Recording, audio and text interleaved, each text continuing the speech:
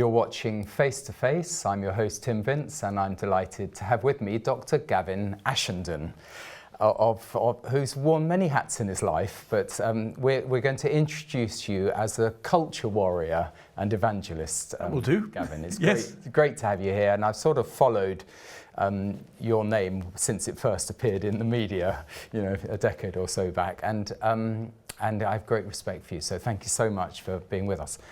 I'd love to hear just a little. I know you've got a long journey that you've been on, a spiritual journey and life's journey, but just tell us first, how did you first get entangled into the Christian faith? It's important to know what to leave out. It's a bit like musicians say that the space between the notes is probably as important as the notes itself. So what do we leave out? I think the best way of giving people a flavour was I was brought up in a conventional culture of the late 50s and the early 60s, which involved going to church with my father. And I think, like a lot of people, there were instinctive things happening at the level of the soul. It's taken me a long time, for example, to believe that baptism to a child actually affects a difference to its soul, because we can't see it. But I think it probably does now, looking back, because there were things that happened to this baptized child that might not otherwise have happened. I found myself singing in a parish church, going to a cathedral school. My father would run home from work in the city, and the first thing he'd do is kneel down by my bed and say prayers together. But my mother, on the other hand, was profoundly antithetic to Christianity. She hated it. She preferred to consort with astrologers and the like. Wow. And so I think this set up a degree of spiritual tension in the house, with my mother trying to rubbish church going, my father doing anything to bribe me to get me to church, sweets, singing in the choir, whatever it took. But he'd inherited a slightly embarrassed Christianity. His father had been an atheist. His father died in a shooting accident. Dad was brought up by himself, found his way to faith, and then became a sort of quiet, determined Anglican who wanted his children to be believers, and ineptly, all 5 children made their way towards the faith. But I then went to a cathedral school. I was overwhelmed by living in the shadow of Canterbury Cathedral. Wow. But during my adolescence, I decided I'd be a Christian for 1 year and a pagan for the next year. Okay. And the real reason for that was there were high standards of being a Christian. You had to share your bootleg port, yes. And your illicit tobacco. At the choir school. Well, the cathedral school. This was so it was Canterbury Cathedral. And King's Canterbury. Yeah, wonderful. And so we all had little bottles of sherry and things hidden away. But what I'd realised was, as a Christian, I'd have to share things, but as a pagan, I wouldn't. So I had my Christian year, and my pagan year, and my Christian year, and my pagan year. And as I got to the end of it, I then went on a gap year abroad, and fortunately for me, it was my pagan year, because that meant I was entitled to go in search of illicit stuff. Yeah. Would you say in all of this you had a kind of conversion experience, or was it just, as it were, you were being drawn in, reeled in? I think, but I love the reeled in thing. I was on the end of a very long line, and he reeled me in and used basically disaster to convert me. So I found myself, first of all, I had an astonishing out-of-the-body experience in Canada where I think I drunk myself to death. The reason I think that is because I had a violent altercation with the boss of the music group. I was in a group of musicians teaching kids in the inner city classical music. He refused to pay us. My colleagues asked me to get the money out of him. I beat him up, and then was very upset. I banged him against the wall with holding his lapels. I didn't hit him, but anyway, the important thing is he gave us the money. But it upset me very much, and I was due to go to a kind of end-of-term party. I drank a litre of vodka. Wow. Later on in my professional life, I presided over many funerals of students who drunk themselves to death, and you can do it on much less than a litre of vodka. And the reason I think I drunk myself to death is because I then passed out. I left my body. I had an absolutely classical out-of-the-body experience. Later on in life, I was to do some postgraduate work in psychology and teach about out-of-the-body experiences. But partly because I was interested, because I'd had one. But your view is will be interested in the fact that I went to judgment, and I was judged, and before the courts of heaven there was silence in heaven for half an hour. Some very strange verses from the book of Revelation kept on popping into my mind. Decision was made I'd be forgiven and sent back. I came to at dawn in the morning, and I still wasn't converted. That was the interesting thing. You'd think that if you'd met, you know. But it doesn't automatically follow that everyone is converted. No, well, I wasn't. No, my will was still entirely my own. Yeah. And so it was only a year and a half later when I was a law student and I actually got myself into some, not by my own fault, but I was in a very serious crisis. I remember thinking, this is impossible. Where can I get some help? Oh, what happened the last time my life absolutely hit a wall? God. Yeah. That God, I'll go looking for God. Very good. So I went to the local parish church, discovered as far as I could tell God wasn't there. The vicar stopped me on the way out. What are you doing here? I'm looking for God. Oh, good. I said, but you won't see me again. He's not here. Wow. I decided I'd go on a search through the world religions, starting with Christianity. To cut what inevitably could be a long story very short, he said, there's a mission to the university town. If you're really serious about looking for God, go to this mission. And as it happened, some people will recognize the name David Watson. Very well. David Watson was speaking in the local cathedral. I went. I had a provisional conversion. I was so afraid of getting caught by American evangelists, which has been... But he was very English, but very straightforward. Yes. So you couldn't miss it. No, well, I didn't miss it. I got it. And I thought, the Jesus he's talking about is so like the God I know I've met, but I just don't know his name.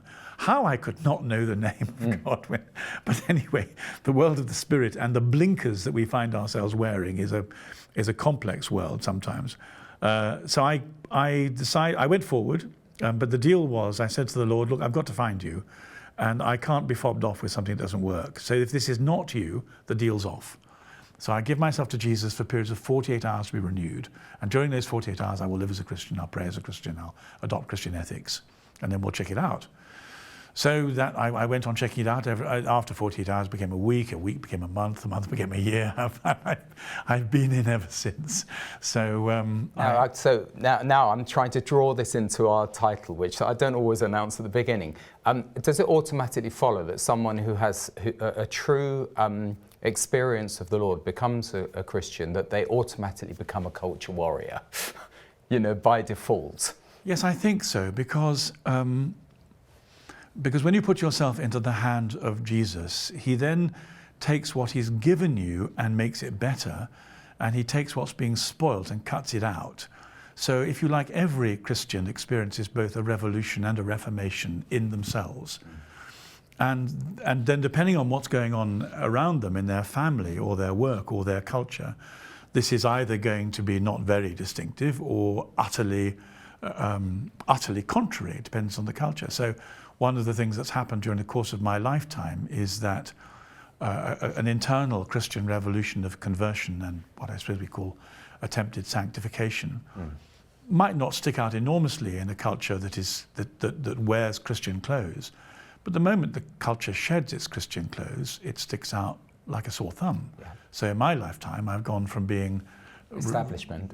For establishment to being wholly countercultural. Yeah, amazing, really. And it's not me that's changed; it's the culture. Yeah, I completely. I've sort of lived a similar life. I'm 10 years younger than you, so I'm here to learn from you. Can I say you wear it very well? So do you, by the way. But that's the art of television. Establishments. How did you come to be a chaplain to Queen Elizabeth II? Well, there's two ways of telling this. Well, I became an Anglican vicar, and so they give you a new degree. That's great. You do degree. Then I was a vicar in the East End for a bit, and then on a housing estate. I badly wanted to get back to university because I thought that I'd encountered Jesus at university. I'd been saved, literally, in so many ways. And I don't think I was a very good vicar. I mean, my church grew. I discovered some very interesting things. It took 3 pastoral hits to earn enough credits to get someone into your house to study the Bible. So, wherever there were, a death, a marriage, and a baptism, my evangelism was to invite people into the vicarage to talk about their lives with Bibles on the sofa. And as people had been kind of roughed up by circumstances, after I'd had 3 hits, I would say to them, well, there's lots of us talking about this in my, you want to get us to church? I said, I promise you I don't want to get you to church. I really didn't, because the church was a dangerous place full of dysfunctional people who weren't very good with each other. I didn't want to go near the church, but my front room was safe with Jesus. So they'd come to my front room, and then they'd say after a while, what goes on in church? And I'd say, well, I love it, particularly I meet Jesus in the sacrament, but I don't think you should go there. It's not particularly safe. And they would then start saying, you can't stop us going to your church.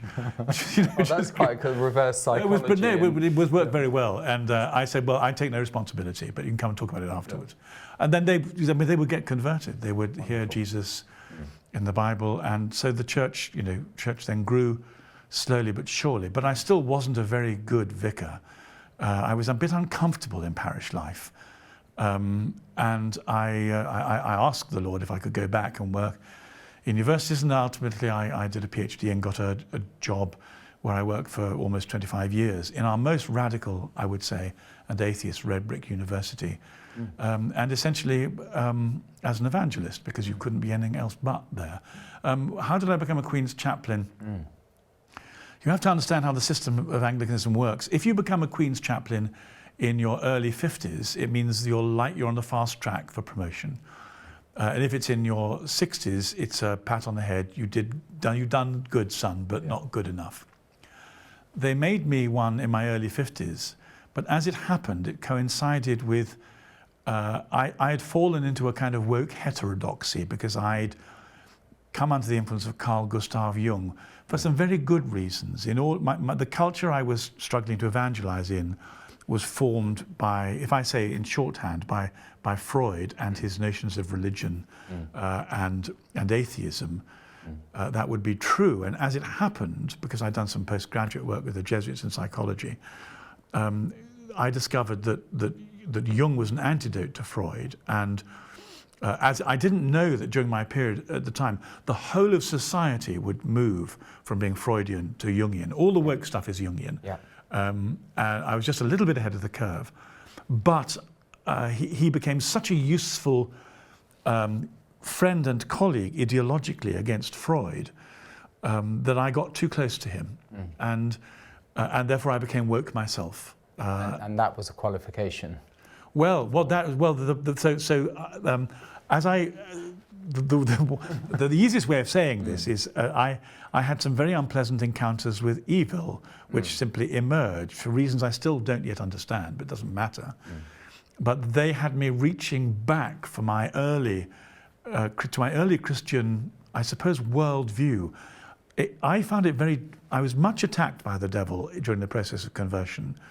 And as I read the Bible and C.S. Lewis and all, helpful books, I could see what it was. But I did find it very difficult to continue a process of spiritual discernment as I grew older, because there was no culture of that in the church.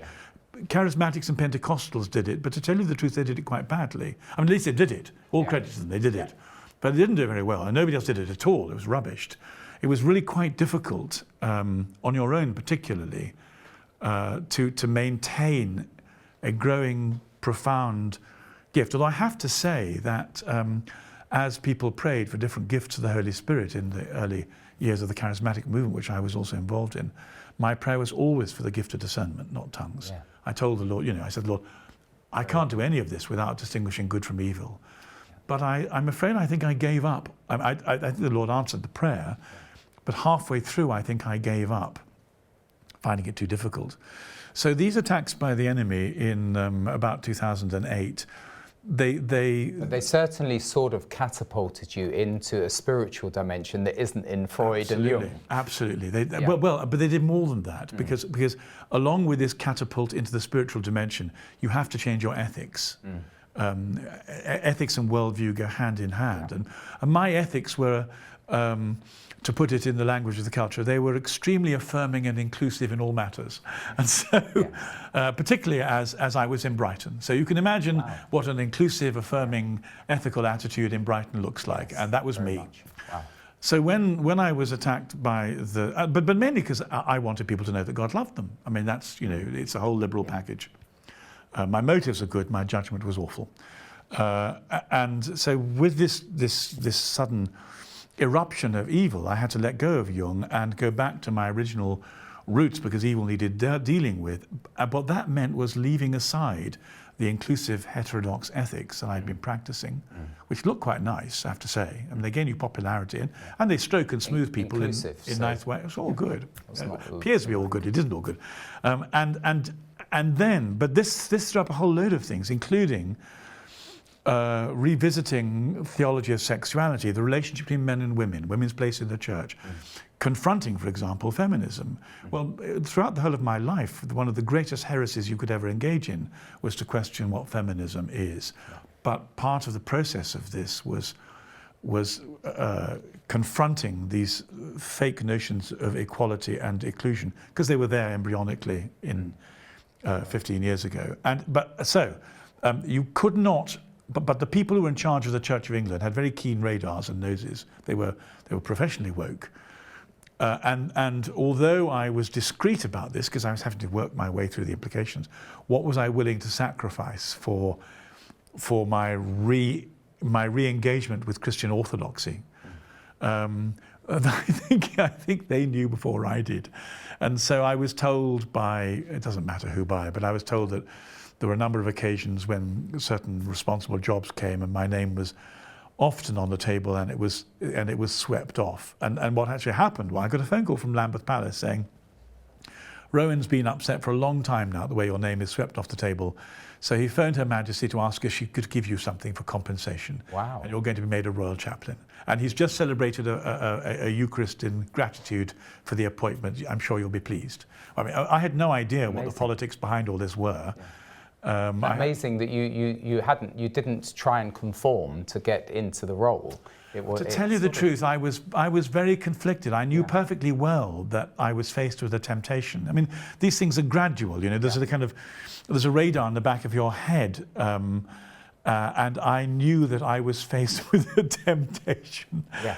As it happened, I made the right choices, but there's nothing inevitable about that. And I would say God allowed me to make the right choices by not, for example, giving me temptations I would have given into. So now we're sort of 2/3 of the way through already. Oh gosh, right, okay. But it's really interesting, and so you're now in the chaplaincy of whatever that is within, is it Buckingham Palace? And how long were you there? 10 years. 10 years, yeah. And you were free to write and express, your scholarship. I thought I was. I knew a certain amount about Islam. I taught Islamic studies as one of the postgraduate courses I set up at my university.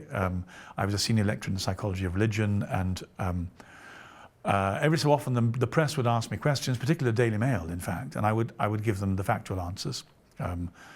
But whilst the press was trying to make a distinction between Islamism and Islam, or Islamism and Muslims, which is 9/11, right, exactly, which is an entirely facetious construction of the media industry, I would occasionally be asked theological questions about Islam or the Quran. I'd give answers, and it would set up repercussions. My poor daughter, who was a teenager at the time, we'd both get up about 6 o'clock, and she said, "Oh, Daddy, you're in the newspapers again today. Please stop doing it. It makes life at school so difficult." And there came a point when the palace said, "This has got to stop," and invited me to make a choice between, either to self-censor myself, in which case I could continue in the path of royal ecclesiastical household, or to offer resignation, in which case, as far as they were concerned, I could do what I liked. So I resigned. I did hear, I know we haven't got long, but just are you able to talk about the interchange of yes, how polite it was? Oh, it was wonderfully polite. It's the way things were done. So the Lord Chamberlain phoned me up at 10 o'clock at night and said, "Dr. Ashenden, I've got a crisis." And I said, "Well, it's late at night, so on a scale of 1 to 10, how serious is your crisis?" And he said, "About 9.5. I said, "Okay, well, let's not muck around. What is it?" He said, "Well, the difficulty I face is that the general public are under the impression that when you speak in public, you express the Queen's mind. And the reason this is a problem is because you might do. I love that. And then the general public are under the impression that when you say things and write things, that the Queen is influenced by your views. And the difficulty that we have with that is that she might be. Can you help me out? I said yes. I said there are only two solutions. They missed this in the Netflix series. They did miss it. Well, it's very beautiful. I mean, it's how things are done at the best levels in the establishment. Yeah. I said, well, there are only two answers to your problem, Lord Chamberlain. One is that I take a vow of silence. The other is I resign. How perspicacious of you. So then I thought that I heard the Lord say something to me, so I tried it out with him. He said, that's perfect. Yeah. So I said, well, let me sleep and pray on it, and I'll give you my resignation in the morning. Okay, now, bless you for your integrity, that's what I would say. Now, fast forward, because we're in our last sort of a few minutes of programme. You've been sort of through the Anglican system, and then you came to a point where you felt that it wasn't compatible with your faith. Can you share a little about that? Yes, my sense of it always was that it was like being on a high-flying trapeze. I'm not sure if this is a good or a bad analogy, but that's what it felt like. And so I was on. Well, I was on a trapeze, yeah. And I could see there was another trapeze, and very often people move from one trapeze to the other, but you don't have to in this analogy. But the problem was my trapeze was unravelling. And so whereas I might not have wanted to make a high wire leap at the top of a thing and move from one trapeze to another, if I didn't, I would fall anyway in this analogy. And the trapeze of Anglicanism had unravelled and was unravelling. And everything I had done I mean, what is one person? Anyone who's been on General Hill will tell you it's impossible. Yeah. So I'd done what I could, but you're very quickly marginalised if you take on the powers that be for obvious reasons. And there came a moment when the other trapeze, the Catholic Church, came close, and my trapeze was giving way, and it seemed there were all kinds of reasons for moving from one to the other. Not least my reading of the early Church Fathers, my rereading of them as Newman did the first 500 years. What did Jesus mean when he said the Holy Spirit will lead you into all truth? Well, if you read the Fathers the first 500 years, you begin to discover how that worked out, and how the Church itself is the answer to our Lord's promise. And then at the same time, I was invited to be an Anglican missionary bishop, and for 4 or 5 years, and as I took on that rather eccentric and enormous task, I discovered that the people who wanted to be faithful Anglicans in different ecclesiologies, we were just mirroring what the Americans had done 30 years earlier, could not be held together by anything. Not by common sense, not by kindness, not by compassion. They were very, very good people, but they all came from different theological strands, and there was no way of providing an authority to which they would all accede. I discovered quite quickly, or rediscovered, that authority is what the Catholic call the magisterium. Within the Catholic Church, there is a magisterium. It's a way of interpreting the Bible and religious experience over 2,000 years. Even Pope Francis can't overturn it.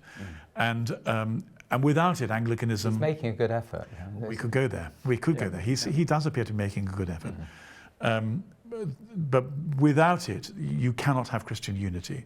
And so I could either stick there wearing episcopal robes and a title and doing something that was never ever going to work, or, and it seems to me that it's analogous to moving from Dunkirk to Normandy. This was Dunkirk. It wasn't going to work. We were defeated. There simply wasn't a platform for winning the spiritual battle where we were. But the real fight was going to take place somewhere else. It's taking place in the Roman Catholic Church. If the Catholic Church goes down, and there are people trying to bring it down... and there is great decline. In some areas. I mean, the attendance in Ireland is quite shocking. Well, the point, so some of your readers may not know that Pope Leo XIII had a vision in 1884 of what was going to happen to the church in the West. Benedict also had something similar. And everyone's known for a while the Catholic Church was going to seriously diminish under a satanic assault. And that's exactly what's happened. So the question is, what do we do about it? And the answer is, we fight the enemy within the church and without the church. We have to do both. And so part of my becoming a Catholic was not only that I discovered that what the Catholic Church had taught was true, which is a surprise to me because I had been given distorted version of it as an Anglican and as a Protestant, but that the real cosmic fight between the enemy and his church is taking place essentially in the Catholic Church, and therefore it's all hands on deck. Isn't there just a complete crisis of confidence within Christendom as a whole? Yes. Well, and especially in Europe. Yes, well, it's worldwide. I don't know whether, I mean, theologically, we're certainly in the last days. You know, chronologically, I don't know. There's always a difference between kairos and chronos. But what I do know, and interestingly enough, I got a notion of this when I was younger. What I do know is that the Vandals are at the gates. And the reason that is resonant for me is that I was born in 1954, and I fell in love with St Augustine really quite early in my Christian journey and discovered he was born in 354. So I thought, well, I wonder how long you lived, mate. How old were you? And what happened when you were dying? Because you were so powerful. And the answer was, as he was dying, Christendom was in the death throes. And I fear it may be the same with me. I don't know whether we call this Lead Kindly Light or Vandals at the Gate, but Gavin Ashenden, that was an incredible 27 minutes, and I'm really thankful that you've been with us. Hopefully we can talk again. And Church Without Walls can join us the next time we go face to face.